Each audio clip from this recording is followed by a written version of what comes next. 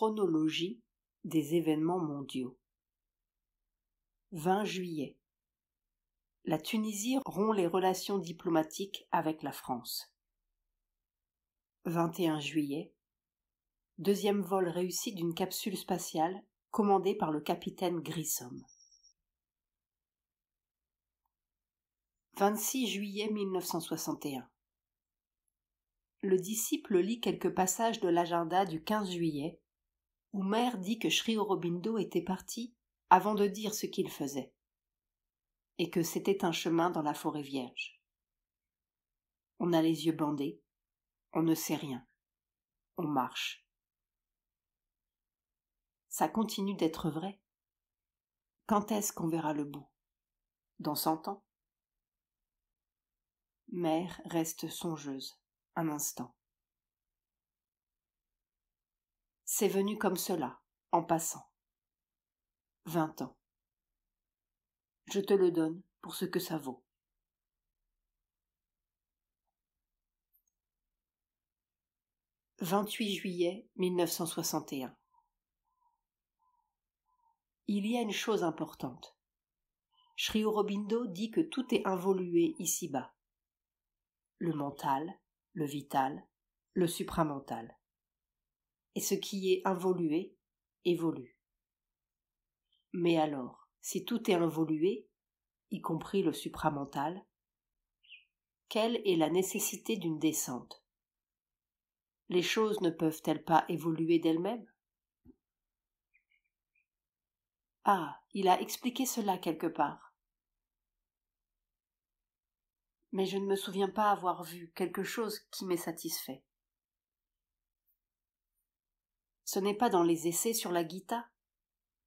Il explique ce que Krishna a dit et comment les deux, descente et évolution, se combinent. Il n'y a pas très longtemps que je l'ai lu. Justement, j'ai été intéressée par cette question. Et j'ai même dit quelque chose, moi, sur la différence entre ce qui évolue, ce qui sort de cette involution, et la réponse de ce qui existe déjà dans toute sa gloire, là-haut. Il faudrait retrouver cela. Dans les très vieilles traditions, on trouve 2 lignes, c'est-à-dire 2 sortes d'explications. L'une dit que c'est par la descente de ce qui est déjà dans toute sa perfection que ce qui est involué peut s'éveiller à l'évolution et à la conscience. C'est comme la vieille histoire.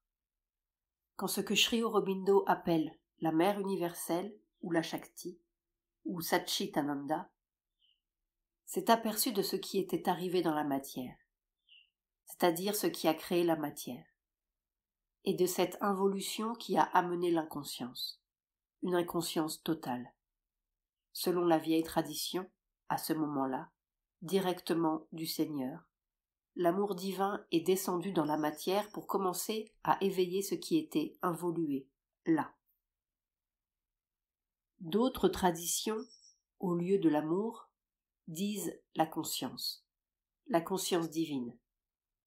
On trouve même des récits imagés, des représentations d'un être à lumière prismatique qui est dans la grotte de l'inconscient, dans un sommeil profond. Et c'est cette descente qui l'éveille à une activité encore, intérieure. Une activité dans l'immobilité, une activité de rayonnement, d'action par rayonnement.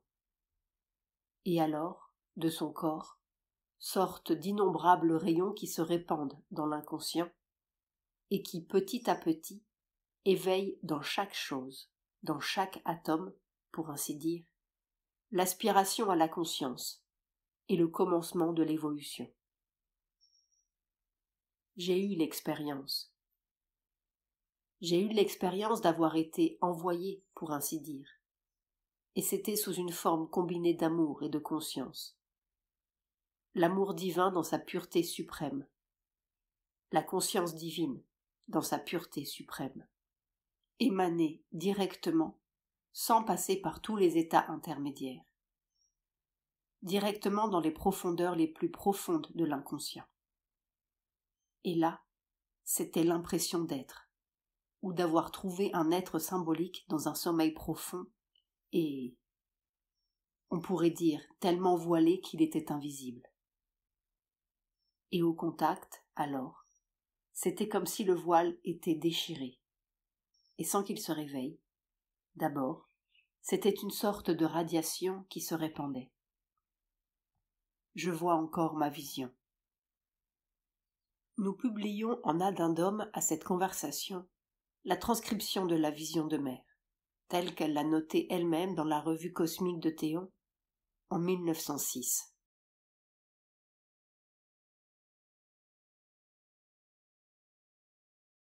Silence.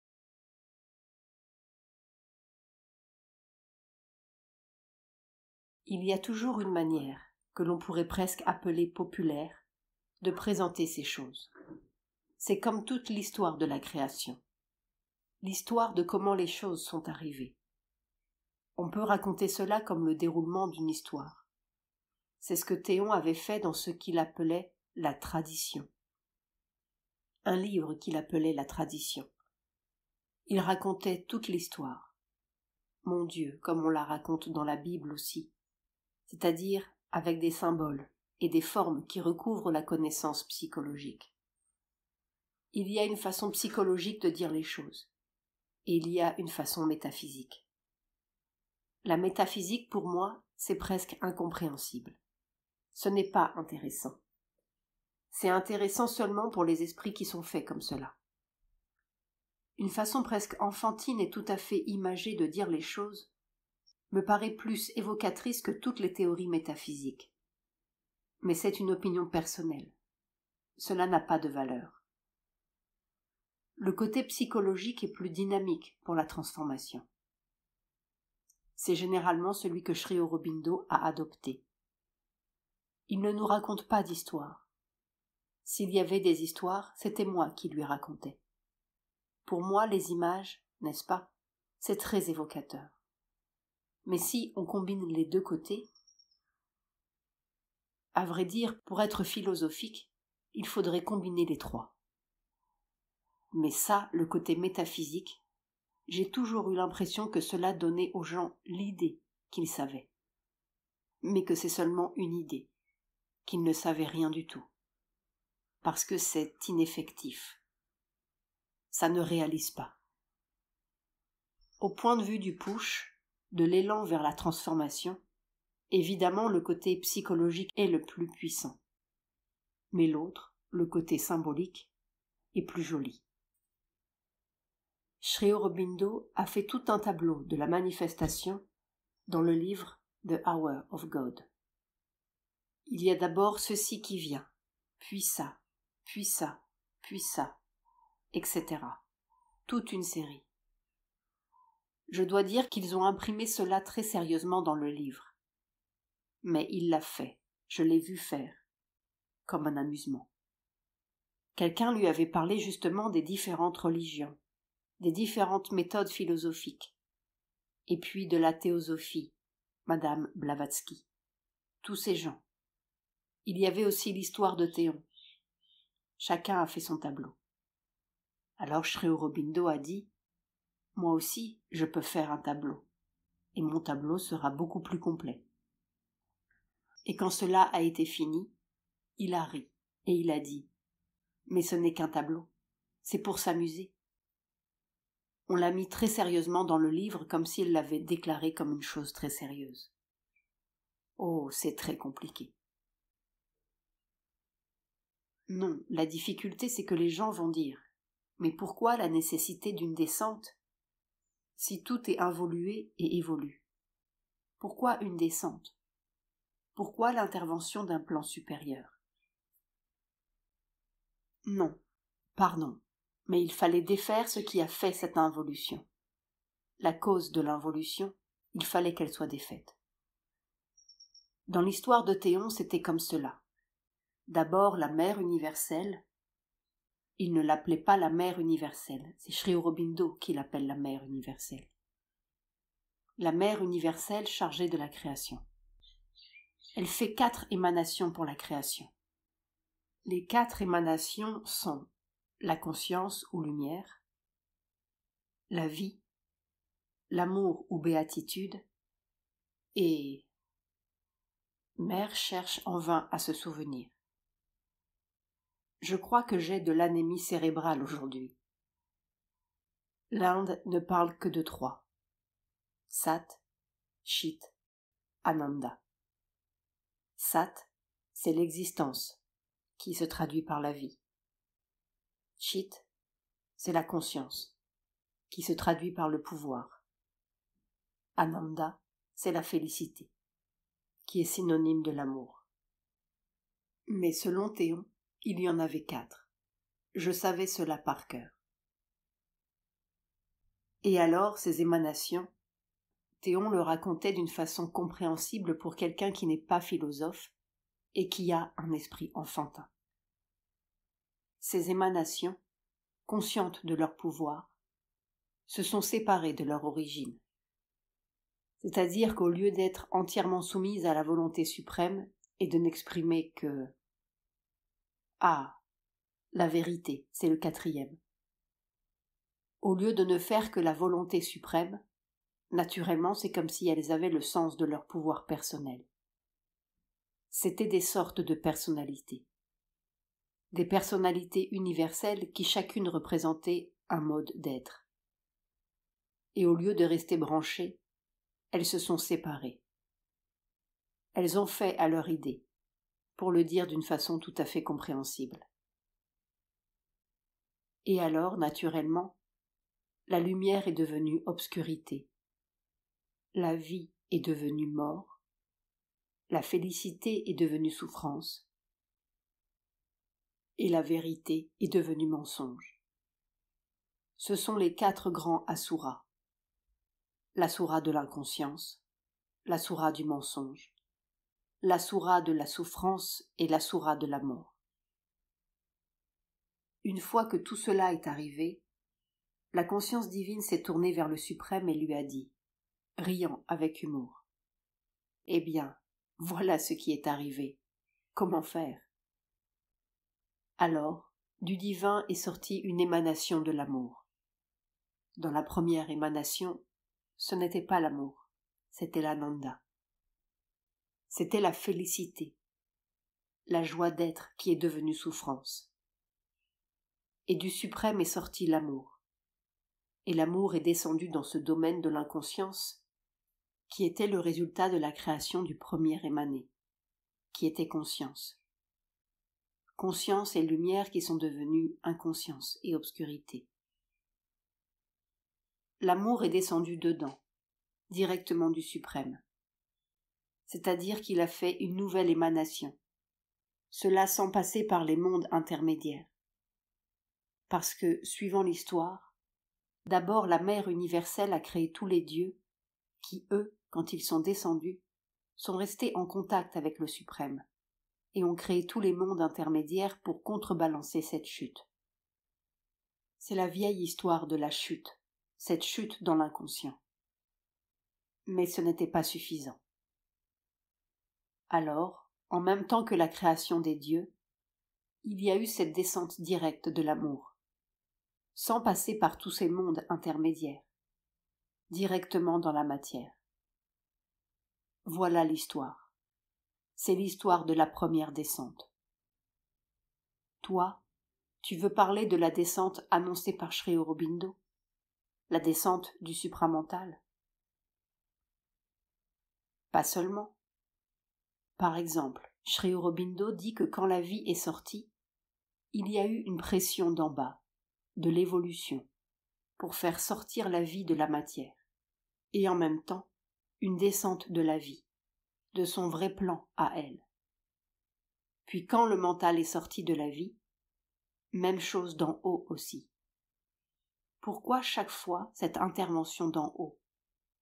Pourquoi les choses ne sont-elles pas sorties normalement l'une de l'autre, sans avoir besoin d'une descente? Pourquoi tout est devenu de travers aussi? Non, ça se comprend très bien quand on a l'expérience. Par exemple, cette expérience. Prenons le mental. L'évolution de la nature et le mental qui sort de son involution petit à petit. Eh bien, ça c'est une expérience très concrète. Ces premières formes mentalisées, si l'on peut dire, étaient nécessairement des formes incomplètes et imparfaites, parce que l'évolution de la nature est lente et hésitante et compliquée.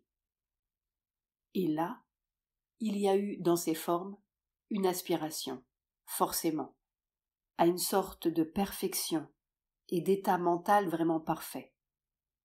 Et cette aspiration a fait descendre du monde mental les êtres qui étaient déjà pleinement conscients et qui se sont unis aux formes terrestres. Ça, c'est une expérience très, très concrète. Ce qui sort comme cela de l'inconscient, c'est presque une possibilité impersonnelle. Oui, une possibilité impersonnelle et peut-être pas tout à fait universelle, puisque cela correspond à l'histoire de la Terre. Mais enfin, c'est une possibilité générale, pas personnelle. Et la réponse d'en haut, c'est ce qui concrétise pour ainsi dire. Ça apporte une sorte de perfection d'état et de maîtrise individuelle de la nouvelle création. Ces êtres qui sont venus, il y avait des êtres dans les mondes correspondants comme les dieux dans le surmental ou les êtres des régions supérieures. Ils sont venus sur la Terre dès que l'élément correspondant a commencé à évoluer de son involution. D'abord, ça précipite l'action, mais aussi ça la rend plus parfaite, plus puissante, plus consciente. Cela donne une sorte de sanction, de réalisation.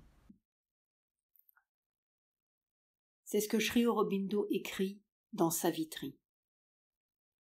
Cette Savitri qui vit toujours sur la terre, qui a vécu toujours sur la terre avec l'âme de la terre pour faire progresser aussi vite que possible toute la terre. Eh bien, il y a un moment où en elle, quand les choses seront prêtes, la mère divine s'incarnera avec sa pleine puissance. Quand les choses seront prêtes. Et alors ce sera la perfection de la réalisation. N'est-ce pas? C'est une splendeur de création qui dépasse toute la logique. Cela donne une plénitude et une puissance qui dépasse complètement toute cette petite logique un peu plate de la mentalité humaine. Les gens ne peuvent pas comprendre. Se mettre au niveau du peuple, c'est très bien. Mère veut parler du livre que le disciple doit écrire sur Sri Aurobindo et qui est à l'origine des questions posées dans cette conversation. Moi, je n'ai jamais trouvé ça bien, mais enfin, c'est peut-être inévitable. Mais espérez qu'ils comprendront jamais la splendeur de la chose. Il faut d'abord qu'ils la vivent. Moi, dans ces cas-là, je n'aborderai jamais le pourquoi. Je dirai toujours, c'est comme ça. Quand les gens viennent me dire « Pourquoi est-ce que c'est arrivé comme cela ? Pourquoi est-ce que le monde est malheureux ?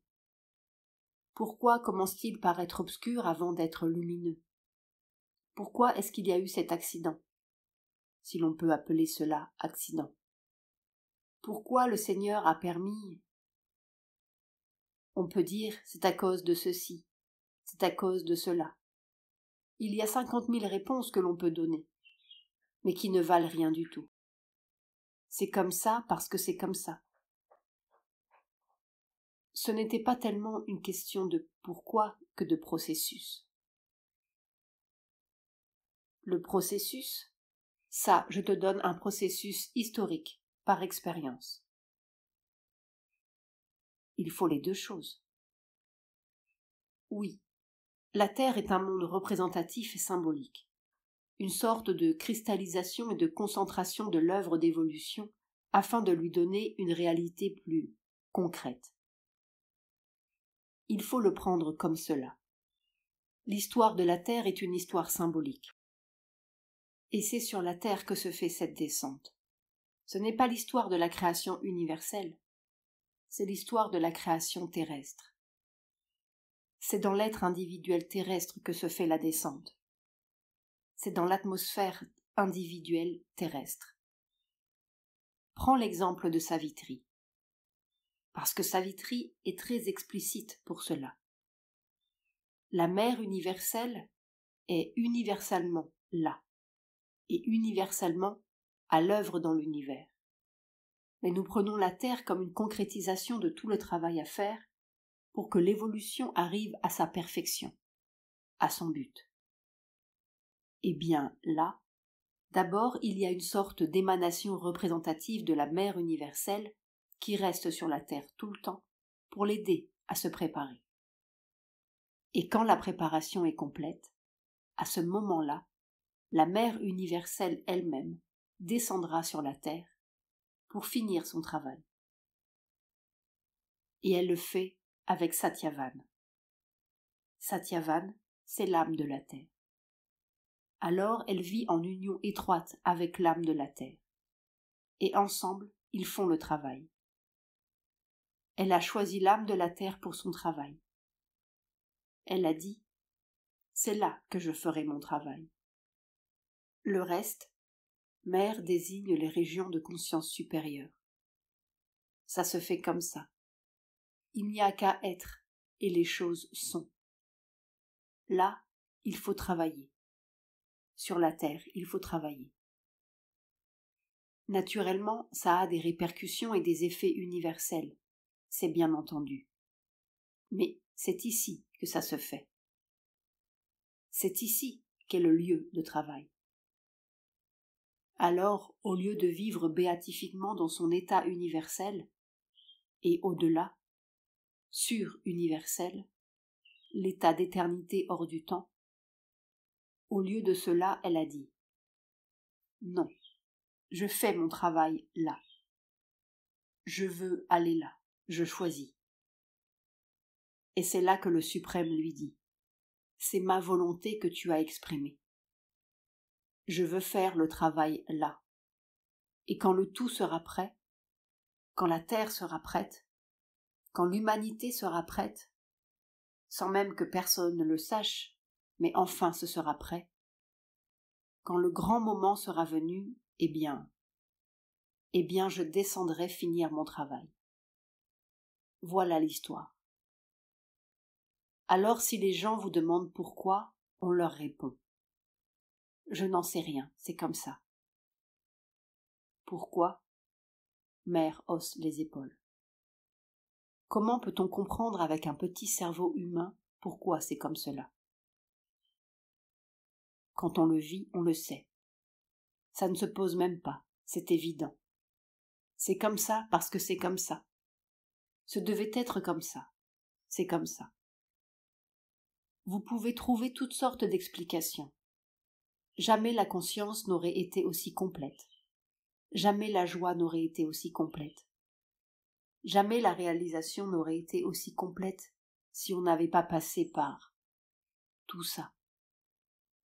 Mais ça, ce sont des explications. C'est pour satisfaire la pensée. Mais quand on est dedans, on n'a pas besoin d'explications. Et quant à espérer faire comprendre les gens, qu'ils lisent ton livre avec intérêt. Au fond, c'est la seule chose qui importe. Qu'ils le lisent avec intérêt. Chacun s'imaginera qu'il a compris. Il aura compris, n'est-ce pas ? Et à travers, j'allais dire, à travers leur intérêt, eh bien, quelque chose s'éveillera dans leur conscience et une espèce de première aspiration vers le besoin de réaliser. C'est tout. Et si on fait cela, grand Dieu, on a fait une grande chose. Leur faire comprendre. Comment comprendre ? On ne comprend pas soi-même tant qu'on est là, dans le mental. On peut imaginer toutes sortes de choses, expliquer toutes sortes de choses, mais, avec un peu de bon sens, on voit bien qu'on n'explique rien. Addendum. Une vision de mer. Extrait de la Revue cosmique de 1906. J'ai dormi, et maintenant voilà que je suis éveillé. J'ai dormi sur les eaux qui sont à l'ouest, et maintenant je pénètre dans l'océan pour en connaître les profondeurs. Sa surface est verte comme le béryl, argentée par les rayons de la lune. En dessous, l'eau est bleue comme le saphir, et légèrement lumineuse déjà. Je me suis couché sur des ondulations qui sont comme les rides de la moire, et je descends, bercé d'une ondulation à l'autre par un mouvement régulier et doux, emporté en ligne droite vers l'ouest. À mesure que je descends, l'eau devient plus lumineuse. De grands courants argentés la traversent. Et pendant longtemps, je descends ainsi, bercé d'ondulation en ondulation, toujours et toujours plus profondément. Tout à coup, en regardant au-dessus de moi, j'aperçois quelque chose de rose. Je m'approche et je distingue un buisson semblable au corail, aussi gros qu'un arbre, accroché à un rocher bleu. Les habitants des eaux vont et viennent, innombrables et divers. Maintenant je me tiens debout sur le sable fin et brillant. Je regarde autour de moi avec admiration. Il y a des montagnes et des vallées, des forêts fantastiques, des fleurs étranges qui pourraient bien être des animaux, et des poissons qu'on pourrait prendre pour des fleurs. Il n'y a aucune séparation, aucun vide entre les êtres stationnaires et les non stationnaires. Partout des couleurs, douces ou vives, et chatoyantes, mais toujours raffinées et en accord. Je marche sur du sable d'or et contemple toutes ces beautés qui sont baignées d'une douce radiance bleu pâle, dans laquelle circulent de toutes petites sphères lumineuses, rouges, vertes ou dorées.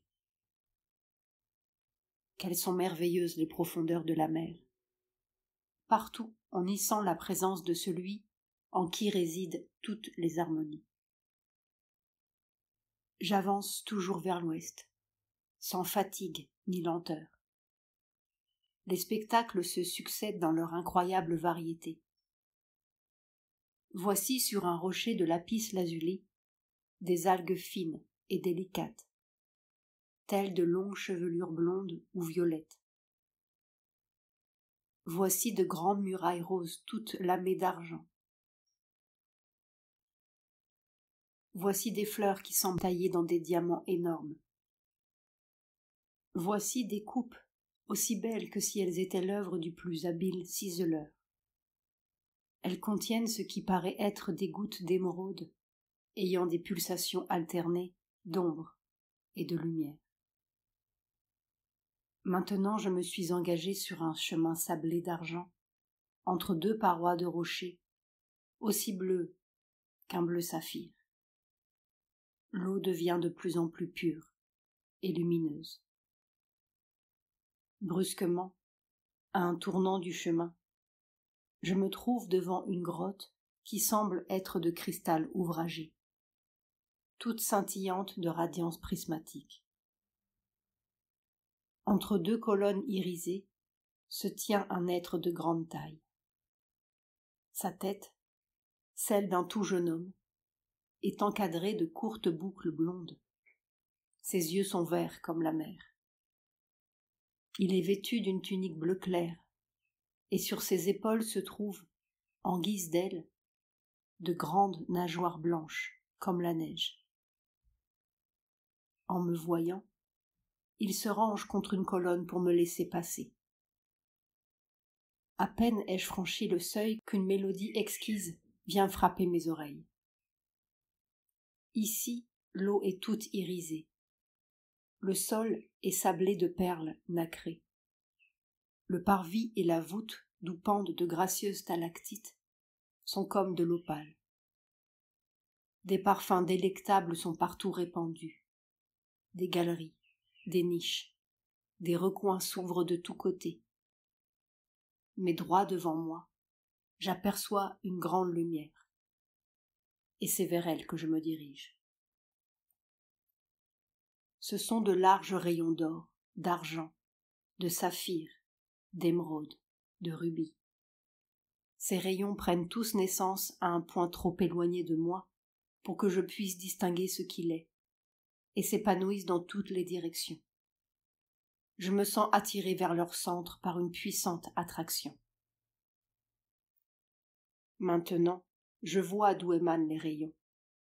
Je vois un ovale de lumière blanche entouré d'un superbe arc-en-ciel.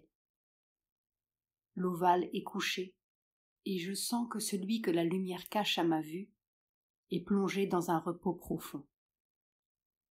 Longtemps je reste à la limite extérieure de l'arc-en-ciel, tâchant de percer la lumière et de voir celui qui dort entouré d'une telle splendeur. Ne pouvant rien distinguer ainsi, je pénètre dans l'arc-en-ciel, puis dans l'ovale blanc et lumineux. Alors je vois un être merveilleux. Il est étendu sur ce qui semble un amas de blanc duvet. Son corps souple, d'une beauté incomparable, est vêtu d'une longue robe blanche. Je ne puis voir, de sa tête reposant sur son bras replié, que ses longs cheveux de la couleur du blé mûr, qui flottent sur ses épaules. Une grande et douce émotion m'envahit à ce magnifique spectacle, et aussi une profonde révérence. Le dormeur ressent-il ma présence? Voilà qu'il s'éveille, et qu'il se lève en toute sa grâce et sa beauté. Il se tourne vers moi, et ses yeux rencontrent les miens. Des yeux mauves et lumineux, qui ont une expression de douceur, de tendresse infinie. Sans bruit de mots, il me souhaite une pathétique bienvenue, à laquelle tout mon être répond joyeusement.